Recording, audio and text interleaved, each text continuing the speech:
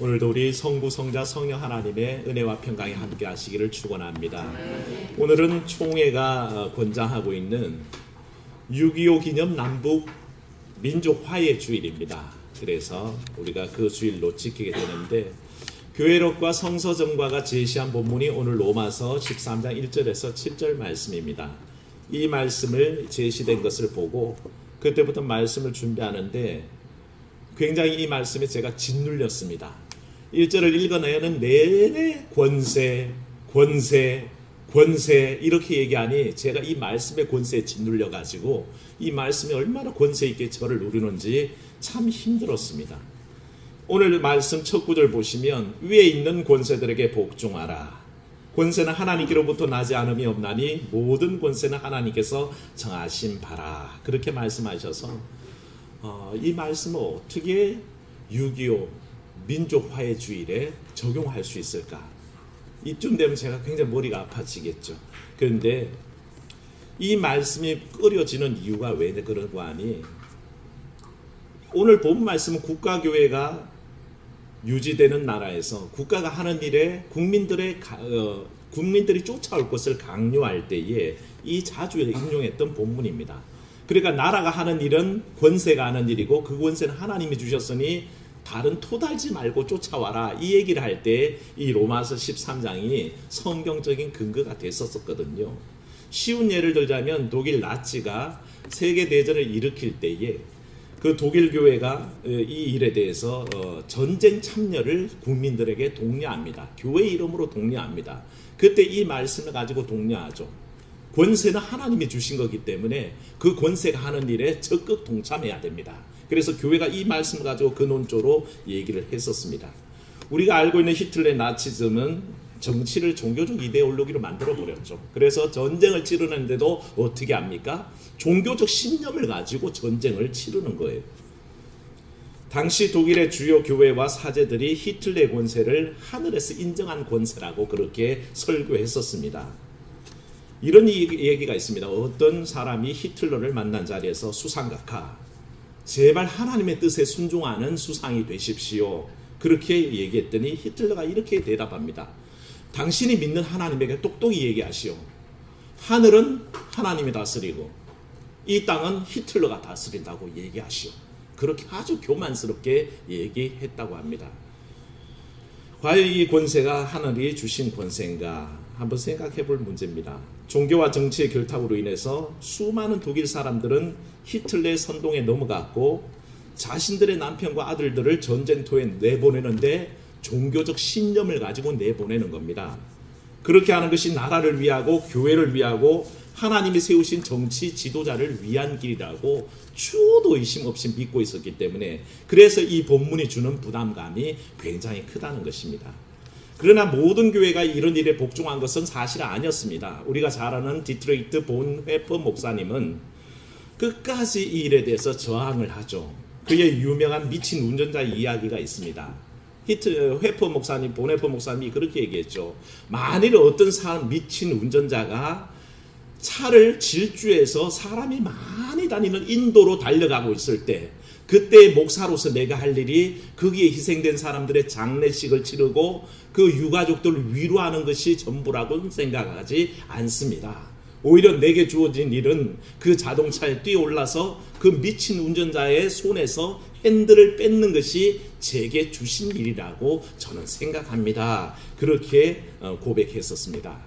결국 그는 이 고백대로 히틀러 암살단에 들어가고요. 그래서 암살을 기도하다가 실패하죠. 그래서 전쟁이 1945년도에 끝나는데, 전쟁이 끝나기 전 얼마 전에 39세의 나이입니다. 참 아까운 나이에 형장의 이슬로 사라졌던 그런 역사가 있습니다. 우리가 진정으로 로마서 13장이 말하는 권세들에게 복종하라 하는 이 말의 참뜻을 잘 이해를 못하면 과거 우리가 신사참배를 결의했던 그때의 논리들, 그때도 똑같은 논리로 얘기했습니다. 일본의 권세는 하나님이 주셨기 때문에 복종하라. 히틀러 앞에서도 똑같이 얘기합니다. 히틀러의 권세도 하늘이 주신 거니까 복종하라. 군사 독재 시절에 많은 독재자들이 조찬기도에 목사들을 불렀습니다. 그 앞에서도 목회자들이 그 권세에 복종하는 것이 하나님의 뜻이라고 얘기하면서 단지 이 말씀의 표면적인 얘기, 위의 권세에 복종하라 하셨으니 복종합니다 라는 그런 어리석음에 빠질 수가 있기 때문에 이 말씀 우리가 잘 아는 것은 중요하다는 것입니다. 작년에 제가 6.25 기념주일에도 말씀드렸지만 남북한 교회도 여기에서 자유롭지 않습니다. 전쟁이 일어났을 때에 남한교회가 나라 위기 앞에 동참했던 것은 참 잘한 일이죠. 지금도 그런 일이 있다면 저는 교회가 힘을 보태야 된다고 생각은 합니다. 그런데 휴전이 진행되는 동안에 휴전 반대 운동을 누가 앞장섰냐 하면 한국교회, 남한교회가 앞장섰습니다. 왜냐하면 휴전하면 안 된다. 끝까지 전쟁을 치러서 치고받고 싸워서 북진 통일을 이뤄내야 한다는 주장을 남한교회가 펼쳤었고요. 북한교회는 더 심합니다. 어떤 논리로 얘기했냐면 북의 남침을 성전이라고 불렀습니다. 성스러운 정의의 전쟁이라고 그렇게 부르면서 북조선 기독교도 연맹이 무기 대납 헌납 운동을 벌입니다. 그러니까 총, 비행기, 탱크, 함대, 함선 만드는 모든 일들에 대해서 교회가 헌금을 거두었습니다. 그 일에 앞장섰던 사람이 북조선 기독연맹 초대 회장이었던 우리가 잘 아는 김익두 목사님입니다. 그분이 초대 회장으로서 북한 교회에 그 10만 원을 그 당시 돈 10만 원을 무기 대금으로 헌납을 하고 그 일을 가지고 북한 교회 전역에다가 이 일에 동참하라고 그렇게 주장을 했던 과거가 있습니다. 이 모든 논리가 바로 이 말씀에서 나왔던 것을 생각하면 이 한 구절의 말씀이 얼마나 기독교인들의 국가관과 또 정치관에 영향을 미치는지 우리가 잘 생각해 봐야 한다는 것입니다. 이 말씀을 이해하는 데 있어서 가장 난감한 것이 사실은 뭐냐 하면 이 말씀이 누구에게 보낸 말씀입니까? 질문입니다. 대답하십시오. 이 말씀 누구에게 보냈습니까? 로마인들에게, 로마 교회에 보냈잖아요. 그래서 로마서 아닙니까? 로마 교회에 보낸 사도 바울의 권고인데 그 로마가 처한 상황을 우리가 한번 생각해 봐야 된다는 것입니다. 이 서신을 로마에 있는 교우들에게 보내면서 위에 있는 권세를 언급하자면 이 권세는 바로 로마 정부가 되는 것입니다. 로마 황제가 되는 것입니다. 근데 이 로마 황제에게 복종하라 하는 식의 이 논리가 과연 그 당시 상황 속에 충분히 받아들일 수 있었느냐 하는 것은 우리가 깊이 생각해 봐야 된다는 것입니다. 마태복음 22장에 가면 사람들이 벌써 나와서 예수님께 질문합니다. 뭐냐 하면 가이사에게 세금을 내는 것이 옳습니까? 옳지 않습니까? 라고 질문합니다. 이 질문을 토대로 하면 뭡니까? 이미 유대사회 전반에 로마를 향한 불평이 있다는 것입니까? 없다는 것입니까? 불만이 있다는 것입니다. 가이사에게, 케사로에게 과연 세금 내는 게 맞습니까? 틀립니까? 라고 예수님께 묻는 것은 유대사회에 이미 그런 불만이 내재하고 있다는 뜻입니다. 그렇다면 본토인 로마에 있는 로마 교회 속에는 또 얼마나 많은 로마 황제에 대한 불만이 있겠습니까? 게다가 지금 이때 성경이 보내지는 이 바울 당시 상황은 점점 더 다가오는 것이 로마 황제들에 의한 기독교인 박해가 시작될 때쯤입니다. 기독교 박해가 시작될 그때쯤인데 그 교인들 앞에 얘기하기를 위에 있는 권세에게 복종하십시오 이렇게 얘기했을 때 우리가 표면적으로 받아들이기에는 상당히 문제가 있다는 것입니다. 그래서 과연 로마의 권력에 복종하라는 뜻인지 아니면 나라가 어때야 되고 그게 복종하는 국민이 어때야 되는지를 가르치는 말씀인지 우리가 정확하게 이해하지 않으면 우리가 그리스도인들이 국가, 정치, 여기에 또한 그리스도의 신앙적 관점이 무엇인지 잘 모르게 된다는 것입니다. 그래서 오늘 말씀을 통해서 우리는 분명히 위에 있는 권세와 권력, 그 국가, 그 정치와 우리의 신앙적 관점이 어때야 되는지를 정립하는 시간이 되기를 바랍니다. 제일 먼저 기억할 것은 저는 이 말씀 속에서 우리에게 주는 첫 번째 교훈은 그것이라고 생각합니다.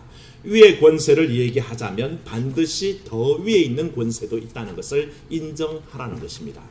오늘 말씀 속에 위에 있는 권세에 복종하라 하지만 사실 이 권세를 또 사용하는 이가 있다는 것입니다. 그분이 누구일까요? 하나님이십니다.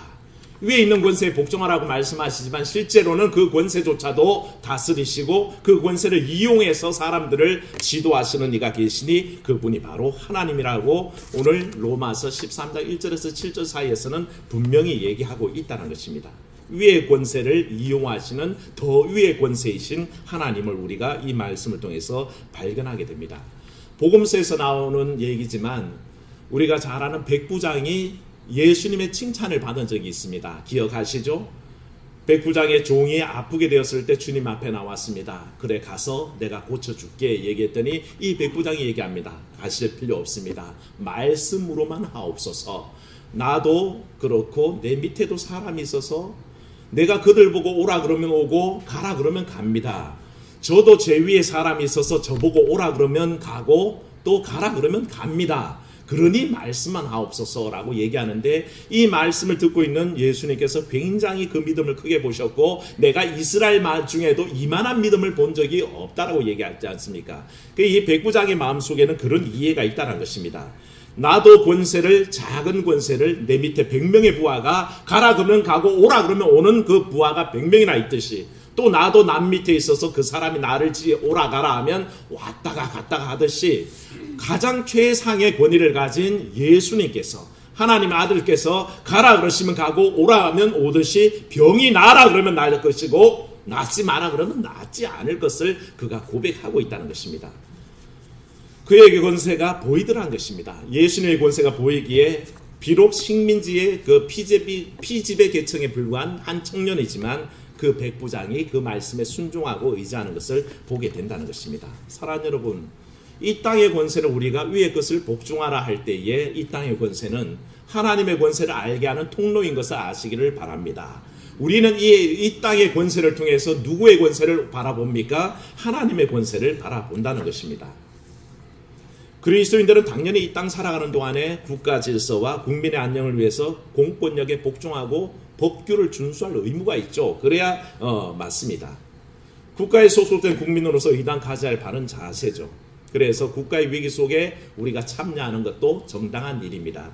근데 6.25 전쟁 당시 얼마나 많은 애국자들이 피를 흘리며 싸웠습니까? 그것은 자유를 위한 싸움이었고 그게 참여했던 분들의 그 뜻이 귀합니다.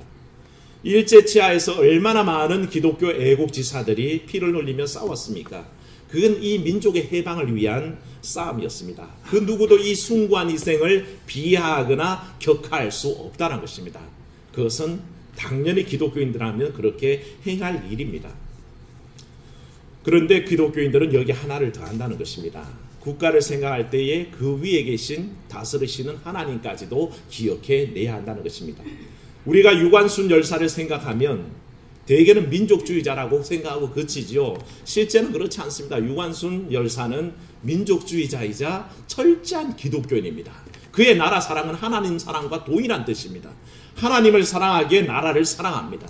그래서 나라를 사랑하기에 또한 하나님의 하나님을 사랑하는 마음이 그 속에 있었던 겁니다. 그녀의 독립운동은 민족을 위한 것이었지만 아울러 하나님을 위한 투쟁이었다는 것입니다. 우리가 알고 있는 조만식 장로님 마찬가지고요. 백범 김구 선생님 다 마찬가지입니다. 기독교인으로서 나라 사랑을 실천했던 겁니다. 그들의 그 나라 사랑의 기반은 뭡니까? 하나님 사랑이었습니다. 나라를 사랑하는 마음이 하나님 나라 사랑하는 마음과 동일했던 같은 뜻이었던 것을 그분들을 통해서 봅니다. 기독교인들이라면 민족을 생각할 때에 나아가 그 위에 있는 하나님의 백성됨을 기억해야 된다는 것입니다. 우리가 이 땅의 권세를 생각할 때에 하나님 말씀대로 있는 위에 있는 권세, 최상위에 있는 하나님의 권세를 바라보는 믿음이어야 한다는 것이죠. 그게 우리가 첫 번째 깨달을 수 있는 위에 있는 권세에 대한 복종의 의미고요. 이 위에 있는 권세가 행동 원리가 정당할 근거를 오늘 말씀은 쭉 얘기하고 있습니다. 1절에서 7절까지 읽어가면 처음 우리가 읽었던 고민 속에 위의 것에 그저 무조건 복종하라는 말인가 돌아보면 사실은 그렇지 않다는 것입니다. 이 위의 권세가 지켜야 할 행동 원리를 정하고 있는데 그게 뭐냐면 선한 행위입니다. 선한 일을 위해서 위의 권세가 만들어졌고 이를 위해서 실천하기 위해 최선을 다하는 것이 위의 권세라고 얘기합니다. 권세를 이용해서 하나님께서 실현하고자 하는 뜻을 위반하고 전쟁과 위협과 범죄를 이룬다는 것은 위의 권세가 할 일이 아닙니다. 하나님께서 권세를 통해서 궁극적으로 원하시는 것은 평화, 정의, 선함의 집행을 위해서 위의 권세가 있다는 것이죠. 그래서 권세에 복종하는 동안 자연스럽게 악한 일이 규제가 됩니다. 말씀에는 그렇게 얘기합니다. 위의 권세를 두려워하다 보면 자기 악이 제한된다라고 그렇게 설명을 하고 있죠. 그래서 권세 때문에 악을 행할 때 처벌을 두려워합니다. 근데 6절에서 더 명백하게 말씀하는 게 뭡니까? 6절 말씀 읽습니다. 시작. 너희가 조세를 바치는 것도 이로 말미암음이라. 그들이 하나님의 일꾼이 되어 바로 이 일에 항상 힘쓰느니라. 아멘. 이 위의 권세들은 하나님의 종이 되어 있습니다. 그래서 위의 권세가 하나님의 종이기 때문에 뭘 해도 상관없다는 것이 아니라 하나님의 일꾼이 되어서 이 일을 위해서 쓰임받는데, 이 일이 뭐냐 하면 하나님께서 선을 이 땅에 실현하고자 하는 그 뜻에 쓰임받도록 되어 있다는 것입니다. 권세란 뭐냐? 하나님의 선한 뜻을 받아서 통치기구로서 이 땅을 다스리는 데에 위의 권세들이 할 노릇이 있고 반드시 그래야만 하는 당위성을 얘기하고 있다는 것입니다. 거기에 위배된다면 사실은 위의 권세가 아니고, 더 이상 선을 권장하고 악을 제하는 능력이 없는 위의 권세일 때 어떻게 해야 하는 것을 5절 말씀이 살짝 힌트를 주시는데 뭐라고 되어 있습니까? 5절 읽습니다. 그러므로 복종하지 아니할 수 없으니 진노 때문에 할 것이 아니라 양심을 따라 할 것이라. 아멘. 뭘 따라 하라고요? 양심을 따라 하라는 것입니다. 나라가 권세가, 위의 권세가 온전치 않을 때가 있습니다. 자기 욕심에 흔들릴 때가 있습니다. 그때에 백성들이 할 것은 그것을 두려움으로 따르는 게 아니라 뭘 따라서 따릅니까? 양심을 따라서 따라가라는 것입니다. 부패한 정부, 폭력적인 국가, 침략 세력에 대해서 그리스도인들의 명백한 태도가 규정됩니다. 그게 뭐냐 하면 저항입니다.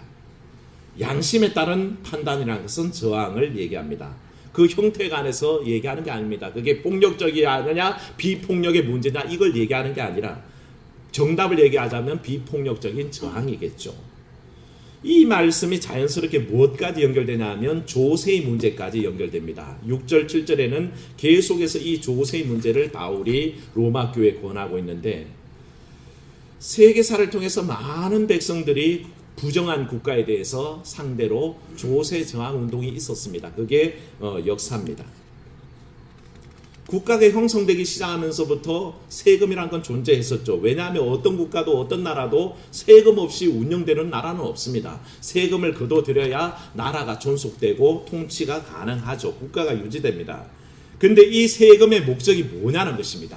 이 세금이라는 것은 공익과 선한 정치와 국민 복지를 위해서, 복리 증진을 위해서 사용해야 되는데, 역사일의 절대 권력이 이것을 어기고 개인적인 부와 권력을 유지하기 위해서, 폭력을 위해서, 전쟁을 위해서 조세를 무겁게 한 나라치고 전 국민적인 저항이 일어나지 않은 나라가 한 나라도 없다는 것을 우리는 역사 속에서 기억해야 됩니다. 가까운 예를 한번 들어볼까요? 미국이 이라크와 전쟁을 치를 때에 미국의 100만 시민들이 모여서 집회를 했습니다. 무슨 집회일까요? 우리의 세금이 왜 전쟁에 쓰여지냐? 전쟁에 내 세금이 쓰여질 수는 없다라는 신념을 가지고 100만 명 시민운동이 진행됐습니다. 역사 속에 곳곳에 이런 저항운동은 나타나는데, 사실은 인류 최초로 조세 저항의 의도를 비친 분이 누구냐 하면 예수님입니다.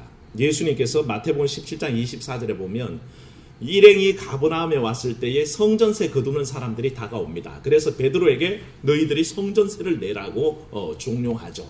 그때 예수님께서 질문을 베드로에게 던지시는데, 시몬아, 네 생각에는 어떠냐? 세상 임금들이 누구에게서 관세와 국세를 받느냐? 자기 아들이냐? 타인에게서 받느냐? 이렇게 베드로에게 물어보십니다. 이게 성경에 그대로 나와 있습니다. 그랬더니 베드로가 얘기합니다. 타인에게 받습니다. 그랬더니 예수님께 그 말을 받아서 하시는 말씀이, 그렇지, 아들들은 세를 면하는 게 맞는 것이다. 그렇게 얘기를 하셔요. 이 말씀의 뜻은 분명합니다.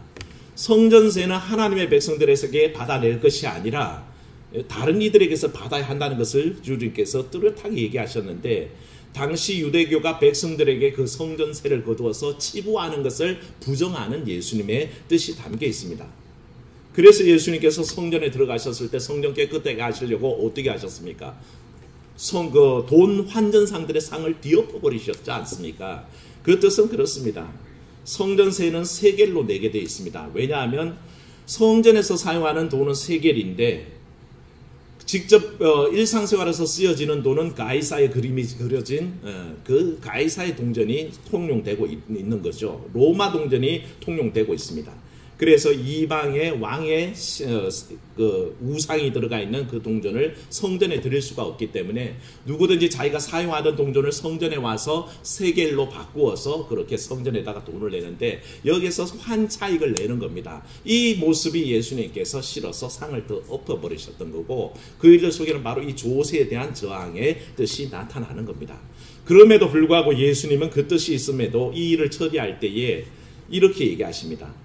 우리가 그들이 실족하지 않도록 그들의 마음이 끓이김이 없도록 우리가 조심해 주자. 그러니 너는 바다에 가서 낚싯줄을 던져서 잡혀 올라오는 고기 첫 번째 고기에 입을 열면 그 안에 세겔이 있을 텐데 그걸 가지고 너와 나를 위해서 그들에게 성전세로 주어라. 그렇게 얘기하시는 예수님의 명령을 보게 됩니다.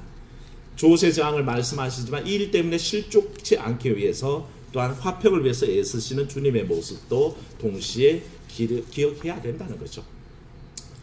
역사 속으로 잠시 돌아가면 조세 저항이 때로는 역사 바꿔놨습니다. 1627년에 스페인 프랑스 연합군과 영국이 전쟁을 하고 있었습니다. 그때에 존 햄프턴이 찰스 1세대에서 반항을 합니다. 왜 의회의 의결도 거치지 않고 왜 선박세와 전쟁을 위한 세금을 니네 마음대로 거두느냐 항변했다가 징역살이를 합니다. 1년 동안 갇혀 있었는데 이게 온 전 국민적인 저항을 일으키게 되고 그래서 나중에 이 일은 자연스럽게 청교도 혁명까지 이어져서 나라가 바뀌어버리죠. 1780년대에 아프리카계 흑인 폴 쿠피라는 사람이 그의 동생과 매사추세츠주에서 이 운동을 벌입니다. 왜냐하면 주 입법기관을 상대로 우리에게 투표권을 주든지 최소한 국가정책에 관여할 수 있는 자유시민의 권리라도 주어야지 우리가 세금을 내지 그것도 안 주는데 우리가 어떻게 세금을 내느냐 그래서 반대 운동을 벌입니다. 결국에는 3년 뒤에 주가 흑인들에게도 투표권을 허락하는 일이 생깁니다. 비폭력 저항을 얘기했던 간디가 이런 말을 합니다. 세금 거부하는 것은 정부에 대항하는 가장 빠른 방법 중에 하나입니다. 직간접으로 정부의 군대가 전투에 참가하는 것을 지지하는 것이 그저 아무 생각 없이 세금 내는 겁니다. 곧 정부의 죄를 함께하는 것이 되고 말기 때문입니다. 그렇게 얘기했던 것을 봅니다. 그런 면에서 오늘 말씀에 제시하는 권세에게 바치는 조세의 의미도 마찬가지입니다. 무슨 원리가 적용될까요? 양심의 원리입니다. 다시 말해서 내는 세금이 국가에 복종할 때는 국가가 나라를 백성을 위해서 정의를 위해서 국민 권익을 위해서 정당하게 권세를 사용하고 세금을 쓸 때의 의미가 있다는 것입니다. 그렇지 못할 때는 어떻게 합니까? 저항하라는 것입니다. 그 뜻을 말씀 속에는 숨겨서 그렇게 우리에게 얘기하는 양심의 원리에 따라 행동하라 그렇게 얘기하고 있습니다. 그러니 북한의 김정은이가 백성들의 고열을 짜내서 백성들은 굶주리는데 자기들은 전쟁 준비에 미쳐있는 행위 그거 규탄해야 됩니다. 남한 백성들이 가만히 있을 일이 아닙니다. 북한이 왜 저 난리를 치고 있는지 그것을 꼬집고 그 죄악을 규탄하고 그걸 회개시키기 위해서 우리가 더 기도해야 할 일이 거기에 있다는 것입니다. 세금이 평화정착과 국민복지를 위해서 사용되지 못하고 독재자의 비자금에 흘러가고 권력 유지를 위한 폭력에 사용된다면 그것 또한 저항해야 된다는 것을 우리가 알 수가 있습니다. 하나님의 사역자인 권세자가 백성에게 선을 베풀려 하기보다 오히려 하나님 주신 권세를 남용하고 수시로 손에 칼을 들고 백성들에게 휘두른다면 거기에 침묵하는 것은 참된 그리스도인의 모습은 아니라고 오늘 말씀이 뜻을 숨겨서 우리에게 얘기하고 있는 것입니다. 첫 구절은 위의 것에 복종하라 하시지만 실제로 뒤에 말씀들을 읽어갈수록 그 권세라는 것은 하나님의 도구가 되어서 선한 일을 해야 된다라는 당위성을 부여하고 있고 그 당위성이 전제가 되지 않는다면 거기에 큰 문제가 있다는 것을 우리에게 가르치고 있는 말씀이라는 것입니다. 왜? 로마인들에게 보내는 편지기에 호전적으로 바울이 다 드러낼 수 없어서 이렇게 말씀이 숨겨져 있다는 것을 우리가 알 수가 있는 거죠. 6.25 67주년이 되는 올해에 우리는 다시 한번 하나님께서 이 나라와 민족을 세우신 뜻을 생각합니다. 평화를 위해서 인류 번영과 공익을 위해서 헌신하며 전쟁의 아픈 상처를 덮고 남북 화해, 통일을 모색하는데 그리스도인들을 부르고 계신다는 것입니다. 이게 주님께서 우리 그리스도인들을 이 나라와 민족을 위해서 부르시는 뜻이고, 또 이를 위해서 세우신 위의 권세들이 이 일을 감당하기 위해 힘써야 한다는 것을 우리에게 말씀하십니다. 이 일에 침묵하는 교회, 침묵하는 그리스도인들이 아니라 평화 통일과 민족 화해의 길로 나아갈 수 있도록 기도하고 행동하는 삶을 결단해야 하겠습니다. 말씀의 말미에 생각해 봅니다. 본회포 목사님의 고백이 떠오릅니다. 미친 운전자가 인도로 차를 몰고 가면 그 운전자의 손에서 핸들을 빼앗는 것이 내가 할 일이다. 이 고백처럼 오늘 크리스찬들을 부르신 것은 이 땅의 소금과 빛으로 부르셨습니다. 이 땅에 흘러가는 모양들과 아무런 연관 없이 무관심하게 이 비현실 도피적인 삶을 살라고 우리를 불러주신 게 아닙니다. 주님께서는 세상 속에서 우리가 할 역할을 얘기하시고 그 세상 속에서 우리의 영향력을 행하라는 것입니다. 썩을 것을 막아내고 어두운 것을 밝혀내라고 오늘 우리를 불러주셨는데, 우리의 삶 속에 너무 북한과의 문제, 또 정의의 문제, 또 권력의 불의의 문제, 이 모든 일에 침묵하고 살아가지 않는지 우리가 이 6.25 기념 민족화해주일에 우리 자신들을 돌아봐야 할 것입니다. 오늘 말씀의 교훈을 생각하며 세상의 권세와 성도의 삶이 어떠한지를 다시 한번 정리하시는 여러분 되기를 주의 이름으로 축원합니다. 은혜로우신 아버지, 6.25 기념 남북 민족화해주일에 하나님 위의 권세와 또 크리스찬들의 삶이 어떠해야 될지를 생각해 봅니다. 우리가 자주 생각하지 않고 넘어갈 때가 많고, 또 주께서는 평화를 사랑하신다는 미명 아래 우리가 행동하는 것을 주저할 때가 많습니다. 하지만 말씀의 뜻을 생각한데 위의 권세들이 반드시 해야 될 의무가 있고, 이 의무를 지켜보는 그리스도인들의 삶이 있다는 것을 우리가 믿음 안에 고백하게 하셔서 주께서 원하시는 정의와 공의, 평화의 삶이 이 땅에 정착할 수 있도록 힘써 일하는 우리가 되게 하여 주시옵소서. 하나님, 특별히 한국교회가 깨어나게 하셔서 남북한 당국이 평화와 통일을 위해서 일하지 않고 적대하고 싸움을 위해서 그 정권이 움직일 때에 크리스찬들이 행동하게 하시고 이를 위해서 적극 노력하여 평화 통일을 정착할 수 있는 그런 아버지 하나님, 그리스도인들의 삶이 되도록 인도하여 주시옵소서. 우리를 그저 불러주신 게 아니라 평화를 위해 일하라고 불러주신 줄로 믿사오고, 이 일에 우리 자신들을 내어 맡길 수 있도록 주님 도와 주시옵소서. 주 예수님 이름으로 기도하옵나이다. 아멘.